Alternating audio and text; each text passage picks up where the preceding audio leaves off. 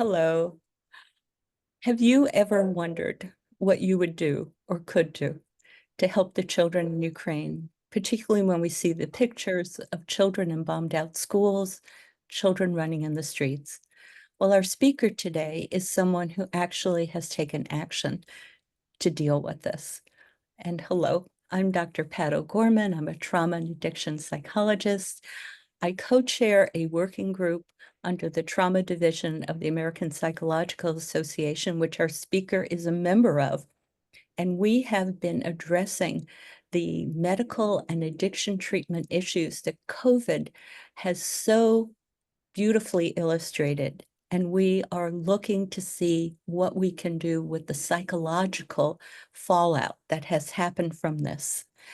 So I'd like to have our speaker introduce herself and Dr. Gard or Betsy. Can I call you Betsy? Yes, please do. So, um, just a little bit about me. I am an adjunct professor at the Emory Department of Psychiatry and Behavioral Sciences.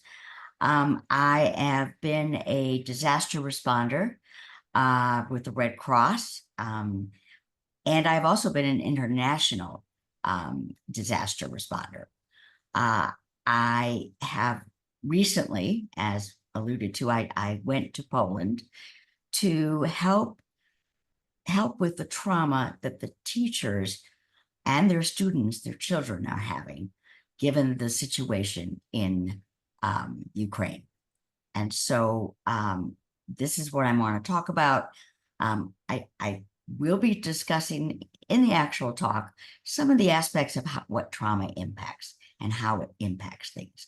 But then I will be discussing the idea of how to touch upon, how to focus in on these different interacting systems that are part of our how we live our lives day to day, and impact how we do our self-care, particularly when we're in highly stressful situations.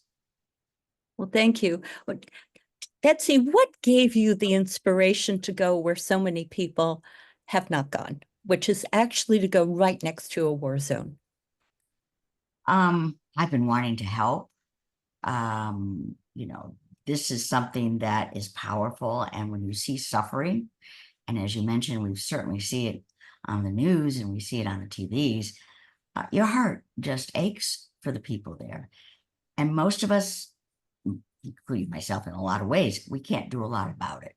But if we can reach out and do one thing to help, and take action in some way to support people going through such traumatic times, I think we are beholden to do so, especially since I am so grateful for all the things that I have and don't have to deal with day to day, like those in war zones. Well, can you tell us about your trip there, and particularly the teacher's trip there? You said the training was in Poland. That it boggles the mind how they left an active war zone and traveled. So, Yeah, well, the borders between Ukraine and Poland are very close. I mean, they're adjacent countries. They took a train. When it's not wartime, it's a relatively reasonable time. This trip took the teachers almost 12 hours because they're stopped at almost every city by the military, coming onto the train, making sure they don't have bombs and they don't have guns, and that the young men are not to leave Ukraine because they are to provide military service. And so they needed to check that there weren't young men stowing themselves away. And so they came bedraggled and exhausted to Warsaw, Poland, which is where we did the training. wow. And how did you determine what you were going to put in this training? Granted, you've done this work before, but I don't think right next to a war zone. So, No, I must say not so, but I traveled to Israel at one point, and of course, that whole country has suffered war over and over again. So I think that, the need was there. I was asked, there was a grant available to take me there from International Rotary. And I was asked to present over a week of information. And I had a co-presenter, Dr. Lisa Groth, and we worked super, super hard to figure out what would be of benefit to the teachers, and administrators, what would help them the most. Were there some specific things you wanted to make sure you covered? Because it seems in a war zone, teachers are not exactly in a classroom. So, Right. Well, I felt really strongly that you cannot help others unless you are being helped yourself. That, you pour out of your pitcher of goodness and care. But if you're exhausted and your pitcher's drained dry, your ability to keep pouring out is going to get impaired. So my strong feeling was that, yes, we needed to talk about the children and what they were going through and what war was doing to them and their families. But the teachers needed to have the opportunity to step back and take the time to look at their own functioning, their own trauma from all of this. How were they coping? And where were they getting the sources of nourishment for their well-being? and since the teachers were so on point, they're going to teach their kids. Did you get any blowback about, I don't have time for me, I've got to just figure out how to do this? Definitely. At the very beginning, and it was very clear we had a whole day devoted, as well as intermittently throughout the week, to talk about self-care. And this one gentleman, looked exhausted actually. And he said, I don't know why we're spending any time on ourselves. We need to spend our time only thinking about the children. They are the ones we are here for. That is what we need to do. And I gave the example of the pouring from your pitcher. I gave the example of you have to put your oxygen mask on first in the airplane before you help anybody else. And he just kind of sat there with his arms kind of folded like, ugh. By the end of the time, he said, I want to apologize for being so curmudgeon. I did need this. I wasn't even aware till we started to do the self-care material, how exhausted and drained I was. So Yeah. thank you and thank you. Wonderful, wonderful. During the training, did any unusual things happen? Because you shared that the teachers had their cell phones with them, and We asked them to please turn their cell phones off, which of course I think is pretty standard or on vibrate. And immediately all of them shook their head. No, no, no, we're not going to do that. No. We were very curious, didn't know why they wouldn't do it. And they said, well, we have friends. Some of us have family back in Ukraine. We need to know if there are bombs going off. We need to know what's happening. And so, there's a siren that goes off and we can hear that then on our phones, and it's really important. And I found out also in the training that about 5 days before they came to us, they usually would move into the shelters upon a warning.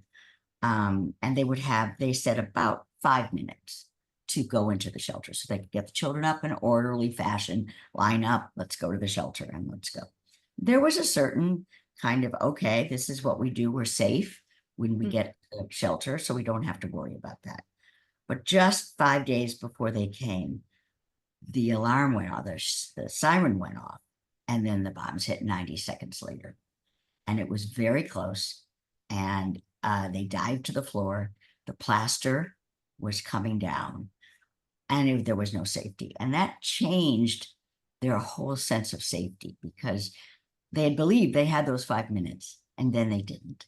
And so that really shook them tremendously. And then at one point during the training, I think it was Wednesday, we're teaching, we're talking, and all of a sudden there's this horrible shrieking sound coming from multiple phones. The Russians were bombing many cities, approaching Kiev. And we all were just, our hearts were pounding. We had that surge of adrenaline of hit the floor to survive, because it felt like we were being attacked right now. wow. Wow. So you were in a war zone. You were right there with them. Right. How has this affected you? I mean, you've done this work for so long, but this is a whole new level of this. And so how has this impacted you and your understanding of what people experiencing trauma need? It's brought it so much closer to home. It really did. Now, I've worked with refugees coming from war-torn countries, and I've heard them speak through interpreters, and spoken directly. And you do get some vicarious trauma from that by listening to these Yeah. horrendous stories. But it's easier to put that distance. But when you're there and not that many miles away, bombs are going off and people are alarms, a siren goes off right in the middle of your training. It brings it home so deeply. And I Mhm. just felt, honestly, I mean, we'd worked so hard on this curriculum, but there was a part of me that felt, even given what I was doing, that I wanted to do more. I wished I could do more. And of course, you can't. And that's part of what we have to cope with in our own self-care is what we can control and what we Right. can't control. Wow. You are truly an inspiration. Thank you.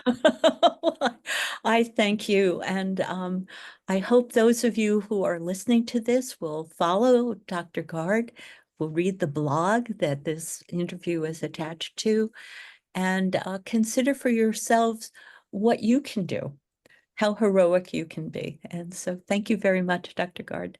Thank you so much.